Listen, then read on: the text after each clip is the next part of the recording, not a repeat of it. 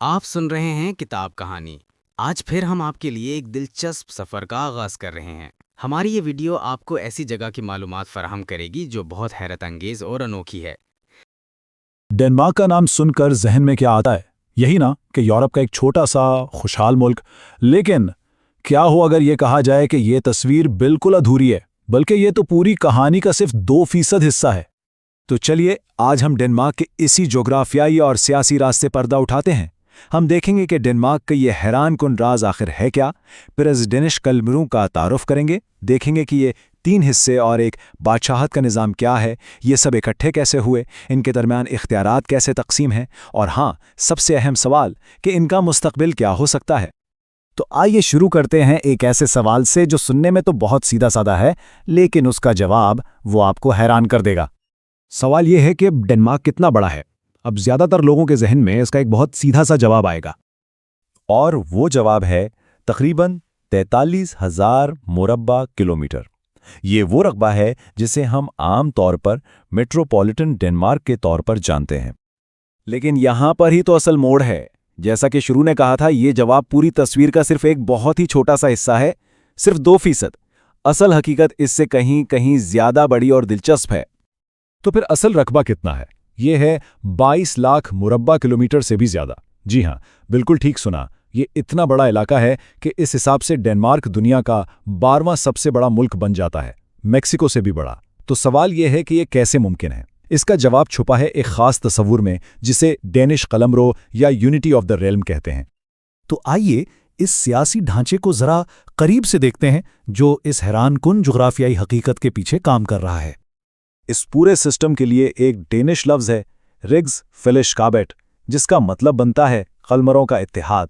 اب یہ ایک بہت ہی منفرد سیاسی انتظام ہے۔ اس میں 3 الگ الگ خود مختار علاقے ہیں جو ایک ہی بادشاہت کے نیچے متحد ہیں۔ اب یہ سمجھنا بہت ضروری ہے کہ یہ سسٹم کام کیسے کرتا ہے۔ دیکھیں، ڈینش قلمرو کوئی فیڈریشن نہیں ہے جیسے امریکہ یا جرمنی ہوتے ہیں جہاں طاقت آئین کے ذریعے مرکز اور ریاستوں میں بانٹ دی جاتی ہے۔ نہیں، یہ ایک وحدانی ریاست ہے۔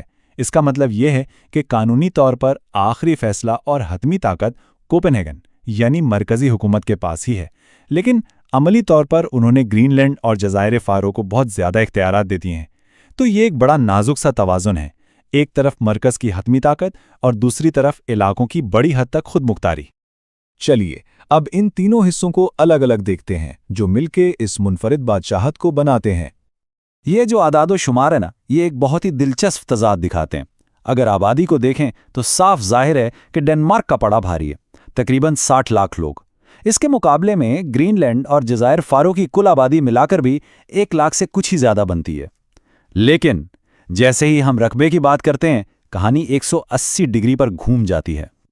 اور یہ بار چارٹ تو اس فرق کو اور بھی واضح کر دیتا ہے۔ ذرا دیکھیے، گرین لینڈ اکیلے ہی اس پوری قلمرو کے کل رقبے کا 98% ہے، صرف 2% حصہ ڈنمارک اور جزائر فارو کے پاس ہے۔ یہ وہ حقیقت ہے جو ڈنمارک کے بارے میں ہمارے عام تصور کو پوری طرح سے بدل کر رکھ دیتی ہے۔ تو آخر یہ تینوں بالکل مختلف علاقے ایک ساتھ آئے کیسے؟ اس سوال کا جواب ہمیں تاریخ میں ملے گا۔ اس کہانی کی جڑیں بہت پرانی ہیں، 14ویں صدی کی کلمار یونین تک جاتی ہیں جب یہ سب علاقے ایک ساتھ تھے۔ لیکن اصل موڑ آیا 1814 میں۔ نیپولین کی جنگوں کے بعد ڈنمارک کو ناروے تو دینا پڑا، لیکن اس نے شمالی اٹلانٹک میں موجود ان علاقوں یعنی گرین لینڈ اور جزائر فیرو کو اپنے پاس ہی رکھا۔ پھر 20ویں صدی آئی اور حالات بدلنے لگے۔ 1948 میں جزائر فیرو کو ہوم رول یعنی اندرونی خود مختاری ملی، اور پھر 1979 میں گرین لینڈ کو بھی یہی درجہ دیا گیا۔ اور پھر سب سے اہم قدم 2009 میں اٹھایا گیا جب گرین لینڈ کو سیلف رول دیا گیا، جس نے اسے اور بھی زیادہ اختیارات دیے اور ایک طرح سے آزادی کی راہ بھی کھول دی۔ تو ٹھیک ہے، تاریخ نے تو انہیں اکٹھا کر دیا، لیکن آج کے دور میں یہ سسٹم چلتا کیسے ہے؟ آئیے ذرا اختیارات کی اس تقسیم کو سمجھتے ہیں۔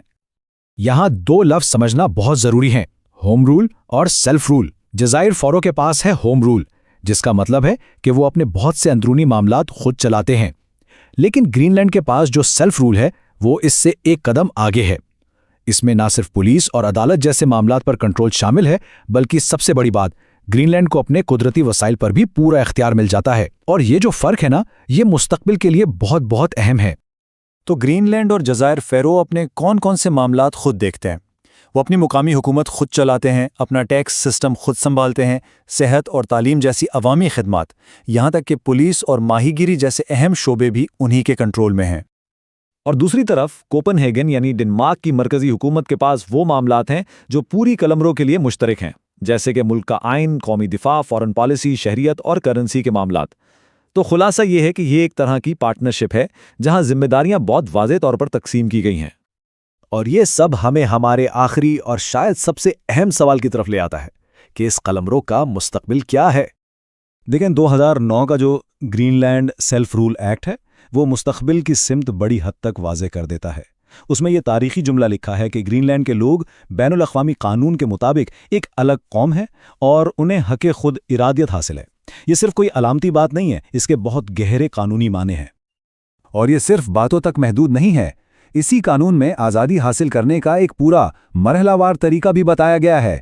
सबसे पहला कदम, ग्रीनलैंड के अवाम फैसला करेंगे, इसके बाद डेनिश हुकूमत के साथ मुज़ाकरात होंगे और आखिर में जो भी मुआहदा होगा उसे ग्रीनलैंड और डेनमार्क दोनों की पार्लियामेंट से मंजूर करवाना होगा। तो ये एक बाकायदा कानूनी रोड मैप है जो सीधा खुद मुख्तारी की मंजिल तक जाता है। तो आखिर में हम इस बड़े सवाल पर आकर रुकते हैं कि जैसे जैसे दुनिया बदल रही है, ख़ास तौर पर आर्कटिक की अहमियत बढ़ रही है, तो क्या ये सदियों पुराना कलमरों का इत्तेहाद खुद को इस तरह से बदल पाएगा कि वो खुद मुख्तारी की जदीद ख्वाहिशात को भी पूरा कर सके? इस सवाल का जवाब जो भी हो, वही डेनिश कलमरों का मुस्तकबिल तय करेगा। हमारी ये मालूमाती वीडियो यहीं इख्तिताम पजीर होती है। हम उम्मीद करते हैं कि आपको ये सफ़र पसंद आया होगा। जो बातें हमने आपको बताई हैं, अगर वो आपके लिए नई थीं तो कमेंट्स में ज़रूर बताइए।